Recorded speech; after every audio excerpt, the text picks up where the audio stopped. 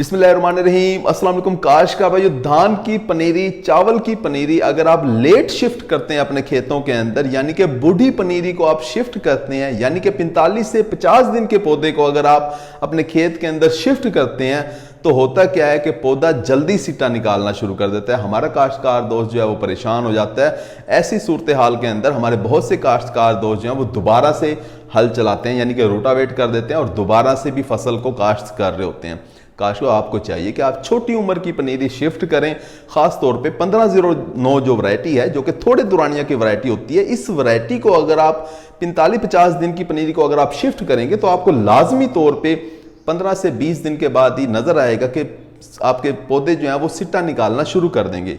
इस साल भी हमारे बहुत से काश्तकार दोस्त परेशान हुए, वो राब्ता कर रहे होते हैं। काश्तकार भाई, ऐसी सूरत हाल के अंदर जब आप एक बूढ़ी पनीरी को शिफ्ट कर चुके हैं, वजह कोई भी हो, चाहे आपको लेबर नहीं मिली, पानी नहीं मिला, कोई भी वजह थी, अगर आपने देर से पनीरी अब शिफ्ट कर दी है तो आपको चाहिए कि आप इसके ऊपर जिब्रेलिक एसिड का स्प्रे करवाएं। जैसे ही आपकी चावल की पनीरी जो है वो 15 से 18 दिन की हो, तो आपको चाहिए कि आप 10 ग्राम जिब्रेलिक एसिड 100 लीटर पानी के अंदर हल करके इसके ऊपर स्प्रे करा दें। क्योंकि ये जो बूढ़ी पनीरी होती है, ज़्यादा उम्र की पनीरी होती है, ये सिट्टा जल्दी निकालती है और शगुफे कम निकालती है।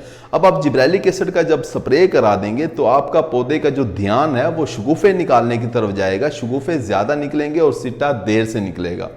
काश को ऐसे खेतों के अंदर आपको चाहिए कि आप यूरिया का ज़्यादा इस्तेमाल करें और साथ में जिंक का भी इस्तेमाल करें। यूरिया और जिंक का आपने इस्तेमाल करना है, यानी खाद देनी है, और साथ में आपने जिब्रेलिक एसिड का स्प्रे करवाना है। 8 दिन के बाद आपने दोबारा से यही काम करना है। जिब्रेलिक एसिड का दोबारा से एक गोली, एक टिकिया का आपने स्प्रे करवाना है और एक बोरी यूरिया और जिंक का आपने दोबारा से इस्तेमाल करना है। याद रखें, हमारे जो धान का पौधा होता है वो पहले 35 से 40 दिन के अंदर शगुफे वगैरह निकालता है, उसके बाद नहीं निकालता। अगर आपने ये वक्त ज़ाया कर दिया तो फिर आपके खेत के अंदर शगुफे नहीं निकलेंगे, फिर आपको इन्हीं सिट्टों के साथ गुजारा करना पड़ेगा और आपकी पैदावार 40% तक कम हो जाएगी।